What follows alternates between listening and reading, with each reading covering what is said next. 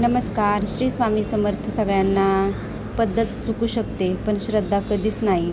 स्वामीनी बघा डायरेक्ट देवघरातच जाऊन बसली आज तर. माझं चाललं होतं दत्त जयंतीची तयारी. आदल्या दिवशीच मला थोडंफार आपलं हे करून ठेवावं, पण स्वामीनी काय डायरेक्ट ह्याच्यावरच जाऊन बसली. ठीक आहे, जाऊ द्या. श्री स्वामी समर्थ. जय जय स्वामी समर्थ. मग मला सकाळी मी सगळी सेवा वगैरे, मला बरीच सेवा करायची होती. मी सेवा नाही शेअर करत तुमच्याबरोबर, मागच्या व्हिडिओमध्ये केलेली आहेच, आणि खूप गडबड पण होती मला म्हणून नाही केली. स्वामी महाराजांना अभिषेक वगैरे करून घेतला.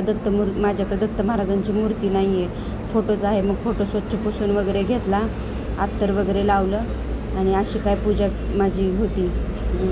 आणि महालक्ष्मीची पण गुरुवारची, मग सकाळीच पूजा वगैरे सगळं मांडून घेतलं, सगळं पटापटा उरकून घेतलं. आणि मग नंतर आमचं ठरलं की मठात जायचं.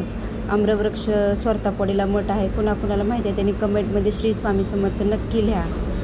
आणि मग तिथं दर्शन वगैरे खूप छान घेतलं. आणि कुणाकुणाला असं नाम जप कुणाकुणाला करायचं असं दत्त जयंतीपासून तुम्ही चालू करू शकता. असं काय नाही दत्त जयंतीपासूनच, पण ज्यांची इच्छा आहे त्यांना मी सांगते.